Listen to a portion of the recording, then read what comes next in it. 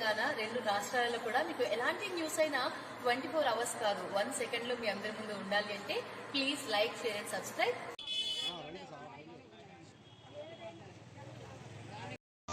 చేయాలనే ఉద్దేశంతో మరి ఇన్స్పెక్టర్ గారు మరి రాజుగారిని కాసిం గారిని కూడా అడగ్గా వాళ్ళు సంతోషంతో అంగీకరించారు.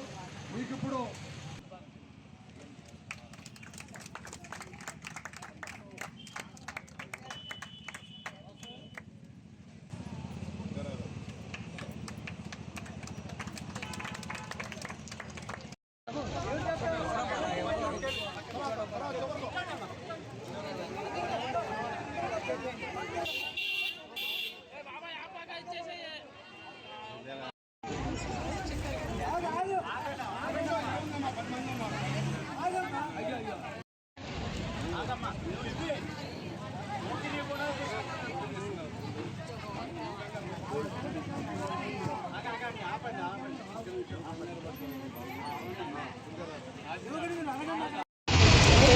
ఇటీవల బుడమేరు ముప్పుతోటి నగరంలో 32 డివిజన్స్ జలదిగ్బంధంలో ఇరుక్కున్నటువంటి పరిస్థితి మనందరికి కూడా తెలిసినట్టు.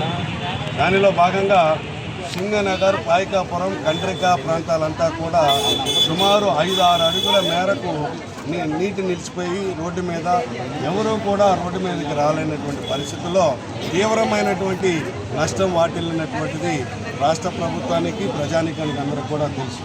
ఇళ్లలో ఉన్నటువంటి ఫ్రిడ్జ్లేంటి, లేకపోతే మంచాలు కానీ, డ్రెస్సింగ్ టేబుల్స్ కానీ మొత్తం ఒక్కొక్క ఇంటిలో లక్షల రూపాయల ఆస్తి నష్టం సంభవించింది. స్కూటర్స్ పోయినాయి, కార్లు పోయినాయి.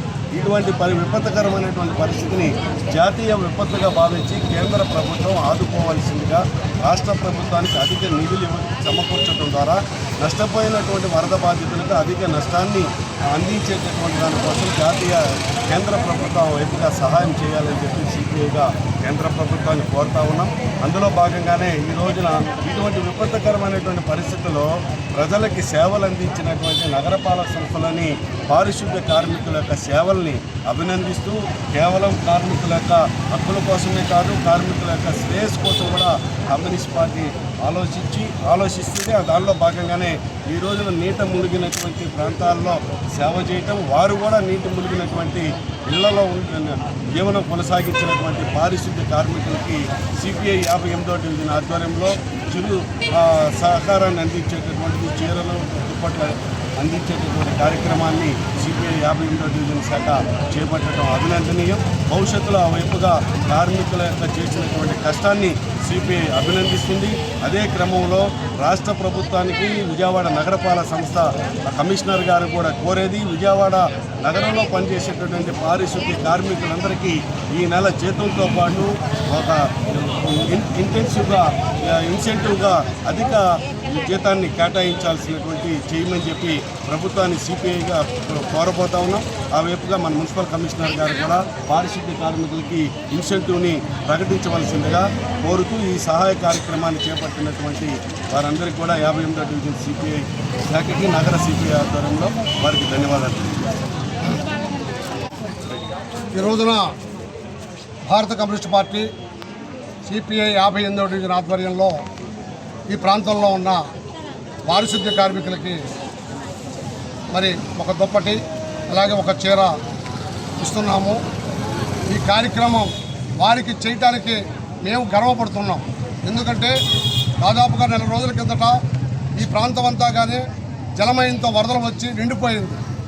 మరి కార్మికుల ఇళ్ళు కూడా నీళ్ళలో నిండిపోయినాయి, సామాన్లు తడిచిపోయినాయి, పాడైపోయినాయి.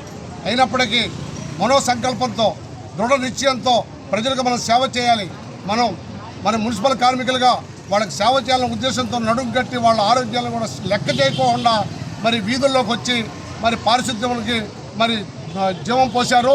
మరి ఎన్నో మంచాలు, ఎన్నో పరుపులు, ఎన్నో దివాన్ కాట్లు, ఎన్నో వస్తువులు రోడ్డు మీద పడివేసి అన్నీ కూడా మరి చాకచక్యంగా ఆడవాళ్లే మరి మంచాలు ఎత్తేసి ట్రాక్టర్ల మీద తీసుకుని మరి ఇవాళ సింగనగర్ ప్రాంతం మళ్ళా చక్క పరిశుభ్రంగా ఎంతో బ్రహ్మాండంగా ఉందంటే మరి పారిశుద్ధ్య కార్మికులే కారణం.